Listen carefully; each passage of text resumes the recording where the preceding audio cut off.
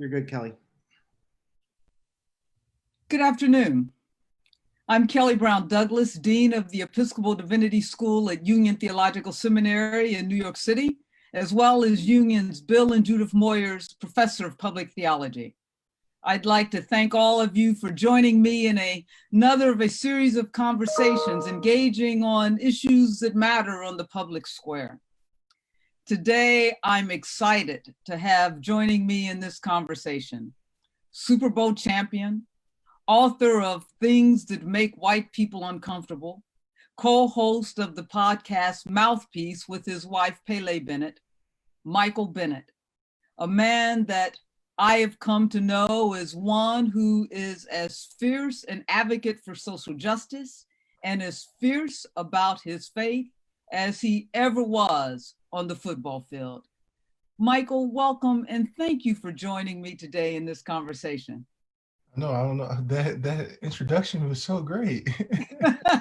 Well, it doesn't even begin to cover who you are and the significance of your work, not simply on the field, but off the field. So I want to jump right in because we have a little bit of time and I want to use it wisely to get your insights and wisdom. Michael, there's a poem when I think of you and some of the things you've said, I think about a poem by Paul Laurence Dunbar, a poem in which he wrote called We Wear the Mask. You have spoken on many occasions about the reality of being a Black athlete as one of wearing masks. What do you mean by that? I mean that there's a sense that like sometimes when you're an athlete that who you are isn't enough. And so you have to continuously put on different masks. And I think when we look at the collegiate level or the high school level of athletics, we look at different masks for different circles. Different circles will accept you. Some circles won't accept you for a certain amount of Blackness. It's like this idea to, conform you to something other than what you are. This form that you're Black is inferior, and so it's just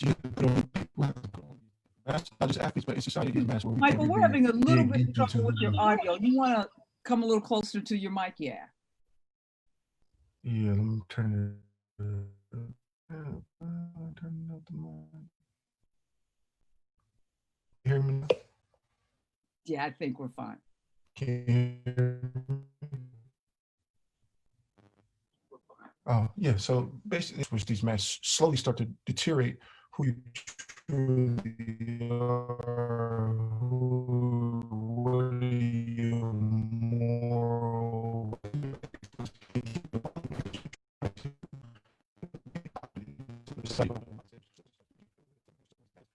consciousness. You start to lose who you are as an individual and who you are and what you believe in.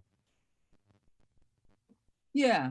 So I'm not sure if we picked that up, but what I've heard you express is how indeed there are times when as a Black athlete, you haven't been, and Black athletes aren't always able to be fully who they are and have to wear different masks, whether it's be in the locker room, in the locker room. Yeah. So let me continue that a little further. One of the things that you have become known for is, of course, your social justice advocacy and your advocacy in particular for racial justice, as well as other Black athletes. 4 years ago, as we know, Colin Kaepernick took a knee and athletes like yourself joined him. Of course, Kaepernick, thanks in no small measure to Donald Trump, was that it reminded me of what happened, in fact, when John Carlos and Tommie Smith during the 1968 Olympics raised their fist to support the Black Power movement, and they too were exiled and removed from the Olympic Village. So in many respects, what Kaepernick did was a part of an historical legacy of Black athletes using their platform to protest injustice, to which I want to return in a minute. But for now, I want to get your thoughts on the fact that 4 years have passed. And now we have the NFL and the commissioner proclaiming that Black Lives Matter, suggesting that they play the Black national anthem in games, and proclaiming now the need for racial justice 4 years later. Michael, is it too little, too late? What's this all about? I don't know if it's too late I believe it's too late, right? I don't know if it's too little. I feel like it's definitely too late because there's a lot of things that we could have accomplished together as with unity. I think by being divided on such a moral issue and standing up and really standing as a group and a collective and thinking about the connectedness between all human beings in this place, it really left a void to really bring society together in so many ways in this game of football that people seem to love. And it seems to break so many barriers, but it doesn't break the barrier of race and it doesn't break the barrier of politics. I think we had the opportunity. There were a lot of murders that happened since then that we could have used, not only in the sense of police brutality, but in the sense of what's happening around America, how to bring America back together. Here's this game that people sit and 50 million people watch every Sunday. We know everybody, people are in the church. So we have a system, here's a system that has benefited off of blackness. It's benefited off blackness at a high level when we put the ability of the NFL over the last 10 years, billions and billions of dollars of blackness. So obviously Black Lives Matter, because without black talent, the NFL wouldn't be able to accomplish the things that is accomplished in this league. And we look at this moral issue that they're saying. It's like the same people who are talking about peace are the same people who are bringing up such injustice when you talk about its own issues with its culture and its own diversity issues. So there's a lot of issues that, where my grandma used to say charity starts at home. And there's some charity that we need to do within our own life. I think we've been stuck in this idea of being philanthropists and this idea that we give money to something and we can change it, we give it. But it's really about us being really active and changing the league from being a philanthropist or philanthropy type of thing more to being more active and really being active in these communities and really try to build these bridges to change the trajectory of these societies that we are mostly come from. And for Goodell to say that, it's kind of a slap in the face, but at some point, we can't, his consciousness is coming around. It's about intent. What is the intent? Is the intent to really bring America, bring people closer to what structured by brown people, is the intent to continue to exploit the who we are for a profit. And I think that is, the jury's still out on that. And I think we're looking at all these companies, not just the NFL, every single company in the world right now has a sense of like, well, we are doing this in Black Lives Matter, but why now? So we have to be really conscious and cautious because we don't know what their intent is. Is this a moment or is this going to be? And I think that's the importance of figuring out how do we really go from this moment and what does that really mean when the NFL says Black Lives Matter. And we still standing on that moral line. We're trying to we want to agree on both sides because this really comes down to ethics. It really comes down to secular ethics at this moment because we have to have some kind of values and some kind of system and some type of morality and some type of idea of where we're going as a society, not only as a society, but as a company and where we're going as individuals who, occupy this space. Yeah, there's a lot there. I want to pick up on a couple of things you said. I think you're right in terms of the intent, right? And time will count. But and the ethics of the matter. But let me go back to something else you said. And that is that you can't have a league. The NFL can't function without its Black players and its Black athlete.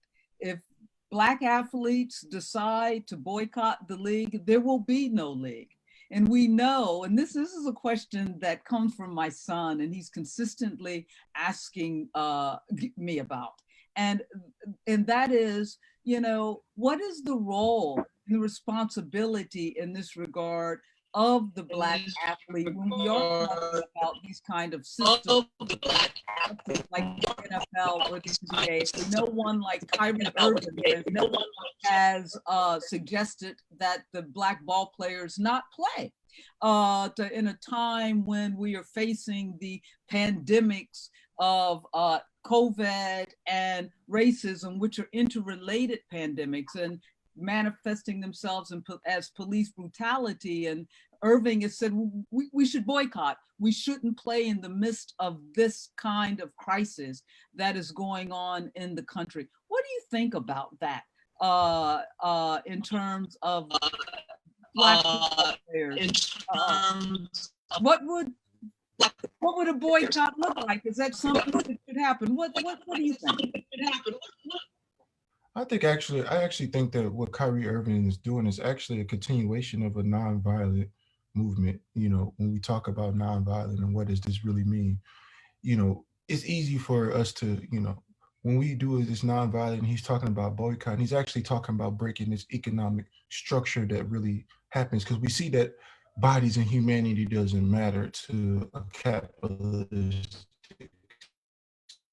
system. So the only way to make capitalism, you know, is to boycott, to take this power structure away. I think what he's doing is actually, what he's saying is actually is bringing trying to bring humanity into society, and especially with athletes. And I think the role of an athlete is the role of any human. I think the role of any human in this world is to, you know, think about the human aspect of it and think about what really matters. And I think he's really talking about the purpose of us. What do we do with this platform? What is our purpose? And I think when you're an athlete and you have this purpose, you have this platform, you have a duty and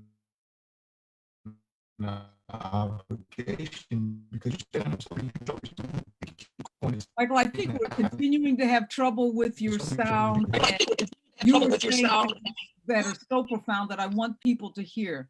So maybe we can try to adjust your sound a little bit. See, hold on, let me see if I can. It says, hold on a second. Let me see if I can. 1 second. It says tells me to relaunch it real fast. Hold on 1 second. Might have to relaunch it. And I think right then we're hearing you better.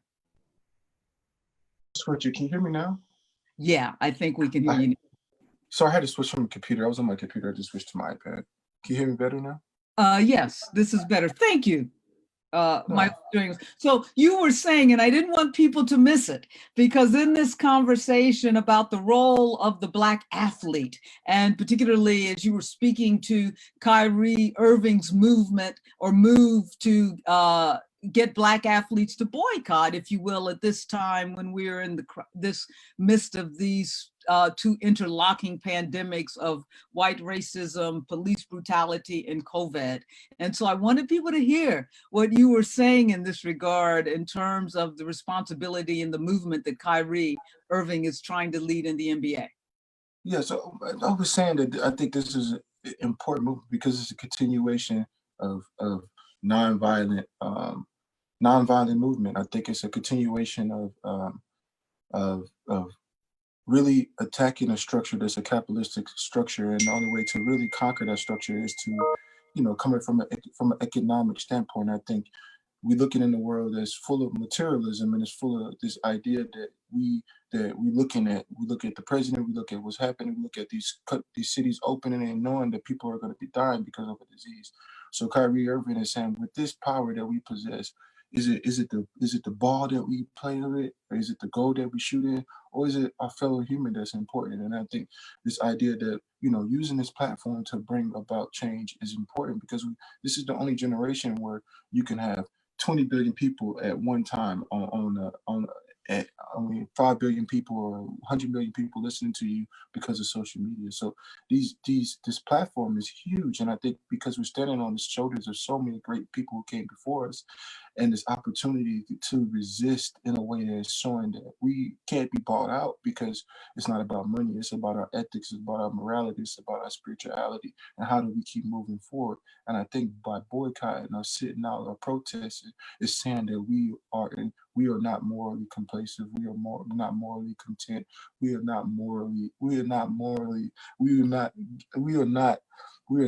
subjecting ourselves to this society without making a conscious effort to change. And I think sometimes because our realities are so different, that sometimes because one that has money who doesn't have money, sometimes we get caught up in thinking that we are starting to build our own caste system between ourselves and dividing ourselves by titles, dividing ourselves by money. But at the end of the day, we are all human beings, and there's something that's connecting us, and we have to be cautious and be courageous in these moments to really choose humanity over the dollar. So, wow, I love that. And I want to pick up on that. And then we're going to get to this matter of spirituality and morality that you also mentioned. But what you've made clear is that we have to make a difference and be clear about whether we're talking about human beings as human or commodities. And in a capitalistic system, we're usually talking about people as commodities. And so ball players and other athletes have an opportunity to begin to lift up our common humanity and themselves, not allowing themselves to be used as simply commodities. So you often speak of the importance of affirming who we all are as human beings. One of the most powerful things that I've heard you say, Michael, is that when you think of the Black Lives Matter movement, you think of George Floyd, that George Floyd matters, you have said, because he is a human being. The Black Lives Matter movement is a movement for our humanity. Can you speak to that? Yeah, it's important because this is the idea that we scream Black Lives Matter and people think that it's about division, but this is really about reclaiming humanity. If you look into society and look at it from a historical context, the loss of humanity has been a continuation. If we look from before the slavery, we look at Jim Crow, we look at mass incarceration, we look at a constant state of losing humanity and dignity for African American people. When we scream Black Lives Matter, it's about bringing the dignity and reclaiming the humanity and saying that our kids deserve to exist. We deserve to have great schools. We deserve it. And not saying that any other race doesn't deserve it, because at the end of the day, it's about intersectionality. But to have true intersectionality and to have true interconnectedness, we have to acknowledge that people matter, and that when we scream Black Lives Matter, we also, that's including all people of color, that's all people of brown skin, but also in saying that, people of brown skin or pigmentation, there's been a war on their existence since the beginning. We're looking at this poverty line, and we looked at this racial during COVID. We looked at the racial disparities, and we have to continue to say Black Lives Matter because we look and we saw the healthcare system was broken in these communities. Why? Because society says that their life doesn't matter. We look at the education system, and they don't have computers, not enough teachers. Why? Because society says it doesn't matter. We look at George Floyd and we watch his death on camera. It's because society said his life doesn't matter. And so this is a constant state that we aren't really fighting something that's fleshly at this moment. We really are digging into something, fighting this spiritual battle that's beyond. It's when when Jesus told John, and when Jesus told the disciples, there's like, Jesus, you want bread to feed the flesh. Jesus said, no, I'm feeding the spirit. And so we have to constantly feed our spirit, because right now we live in a world that's spiritually blind, and because we need to be awakened and awaken our subconscious to the idea that Black Lives Matter, is because our kids are subconsciously subjected to a world that they don't matter. And to live in a world where you don't matter, to not have hope, to not have aspirations, to feel alienated, is to be living while dying. And I think that's a constant, fear factor for those who live in a position of color. Yeah, you said that so well. And, you've talked about and written about the fact that to navigate this world, to navigate America as a Black person, as a Black man, and in America, and you as a Black man raising Black daughters, is to understand the history and the reality and the experience of anger and sadness, which both reflect, as you have said, a deep pain. Yet, you've also spoken of how it is that your spirituality and your sort of developing that spirituality has helped you in regard to not living in that pain and not living in that anger and not living in that sadness. Can you speak to that? Yes, I think anytime spirituality is a part of, and religion is a, in a certain way, and religion is a part of society, it gives us a sense of hope. It gives us a sense of that there's something more that's connecting us than just this flesh, right? And I think spirituality is important to these movements because if you look at all the great change in the world, it's always been led by some type of spiritual aspect of it. All the great leaders had some type of spiritual aspect. It didn't have to be of Christ. It could be of their religion, but it was something that was moving them to connect to this oneness. And I think my spirituality and watching and seeing the parts of this idea, because right now I feel that, this is just my perspective. I think in a radical revolutionary and a moral sense, I feel like religion is important, or spirituality is important. And if you look at a lot of things, a lot of times churches don't want to get involved in social justice, and because it's if we are called in the name of God, and God is love, and Jesus is love, and religion is love, then it's important that we love in a way that we got to be able to stand up in a courageous love and be able to continuously use our spirituality as a weapon and use it as a sense of bringing people together in a moral sense. And I think if we're living in a society that is morally bankrupt, then the only way to really change it is to build it back up morally and to think about our spirituality in this world where it's a soulless society. When we talk about materialism, well, we've got so deep into materialism that we think that when we kill each other over something that's material, that at the end of the day it doesn't even leave this earth, but we leave this earth when we die. And I think it's important that we talk about spirituality and bringing people together beyond flesh, because the battles that we are fighting are beyond flesh at this moment. And I think if we could really tap into that, there's a sense that we can really move forward. And for me, spirituality is important because we are living in such a morally corrupt system that if we don't have spirituality at this moment, then we're going to slowly start to build ourselves into that. And I think if we look at, if looking at this book, Moral Men and Immoral Society, and he was saying Right. something that was really important in that book, and he was saying that, humans have an animalistic side and a moral side, and at any moment we can tap into any one of those sides. And to thinking about tap into animalistic side, that's really saying that that's the violent side. That's the side that has a selfish. That's the side that deals with ego, because animals just do exactly what they want at any time. But the moral side of us is what keeps us on the straight line. The moral idea that lives matter, the moral idea that we can continuously build a nation that is around, inclusivity, and the idea that people matter is a spiritual battle, it's a moral battle. And I think for me, that's important to always remember.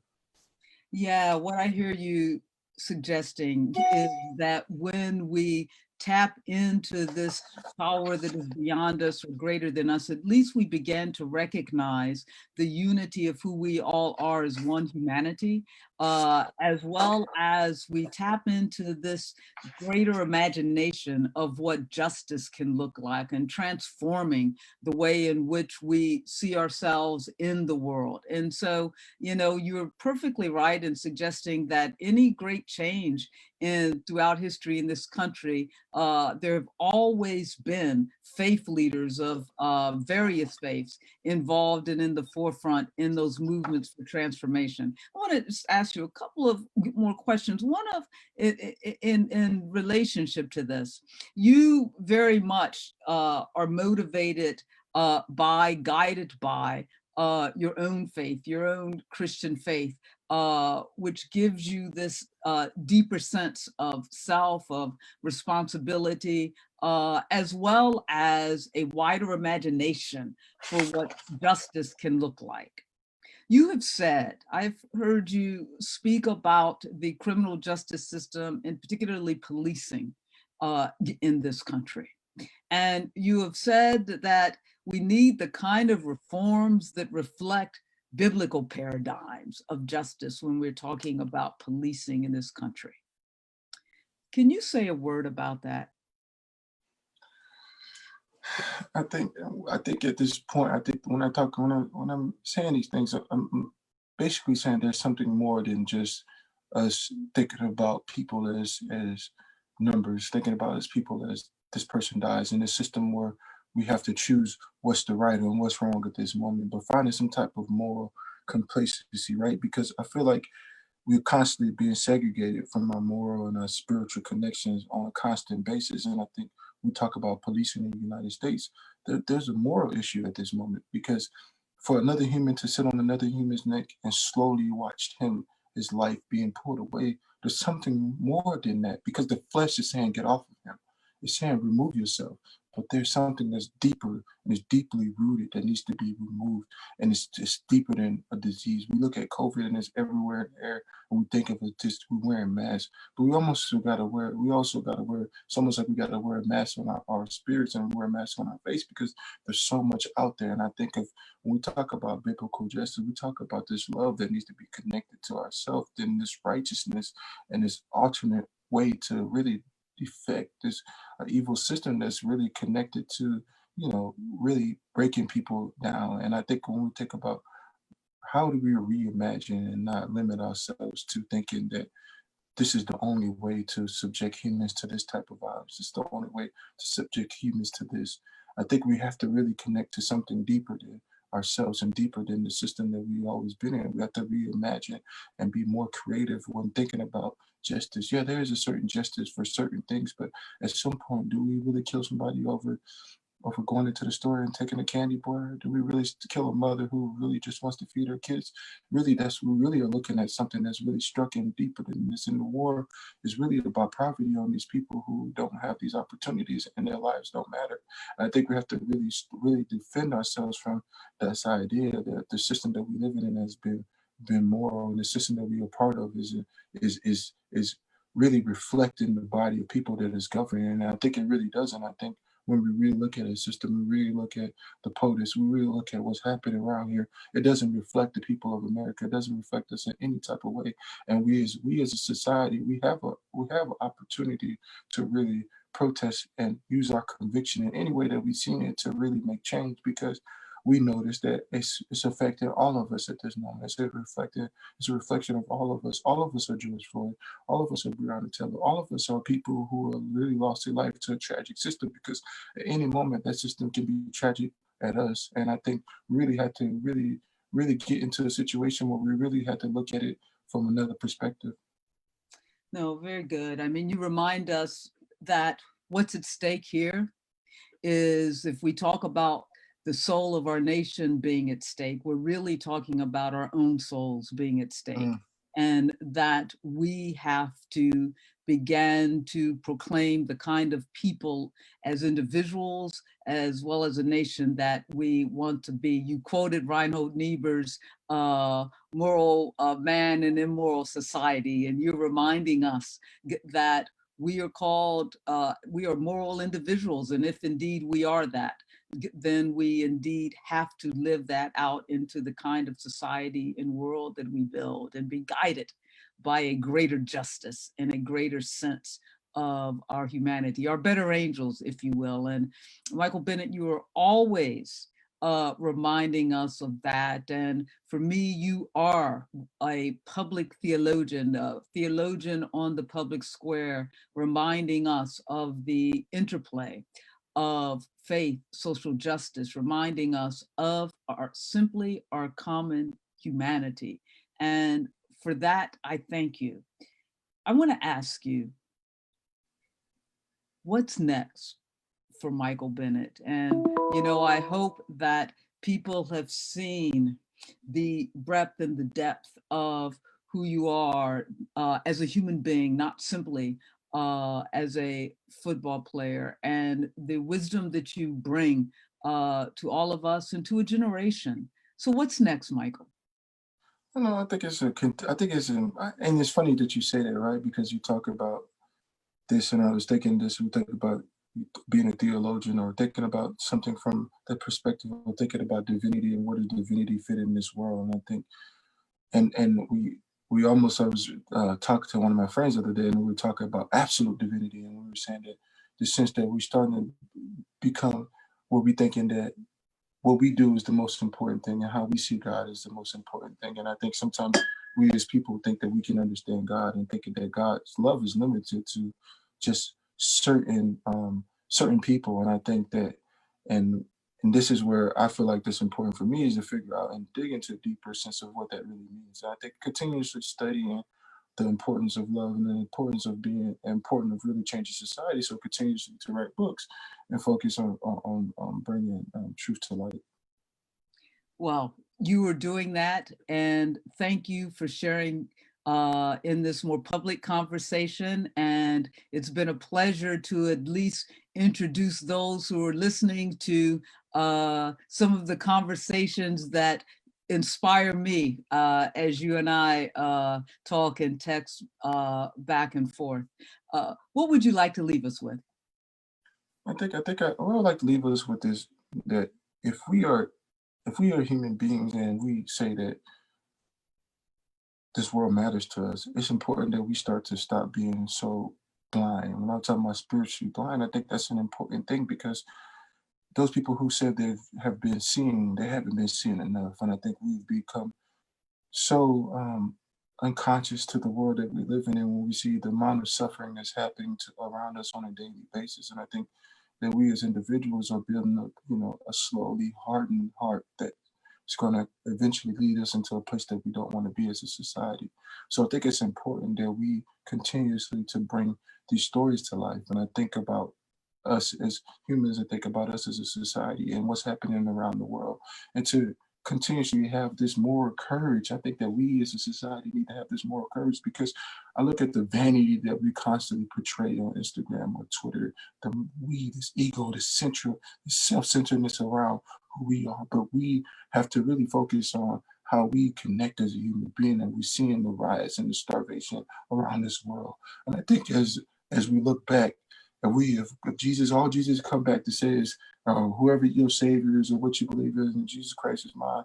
And if he come back and all you have to say is, I have this iPhone to show for what you've been gone, it's going to be really upsetting because there's so much things that's still happening around the world. The poverty is still the same. The starvation, the amount of murder, the amount of war that's still happening around the world, and the importance of what we are and what we need to do as individuals on a constant basis. I'm not saying that each individual has to take up on a public stage and stand up on the square. Not everybody's willing to do what Martin Luther King did, do what Jesus did, do what Gandhi did. But in your small circle, in your small place and where you live at, there's a possibility and an opportunity for you to really change somebody else's mind and you to go out and have a sense of kindness and have a sense of courage and not look at it from, oh, if he has this, then I have less. Really think about it in the sense that if he has this, then I also have it. And in that sense that love thy neighbor, I think that's an important thing. I think if we can look at it from that perspective, we can have and be more in an inclusive world and think about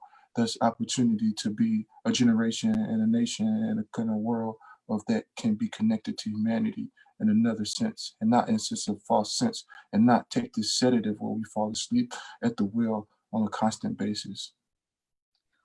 What a place to end. To have the moral courage to love thy neighbor. Yeah. The moral courage to love thy neighbor. Thank you, Michael Bennett. And thank you all for joining us.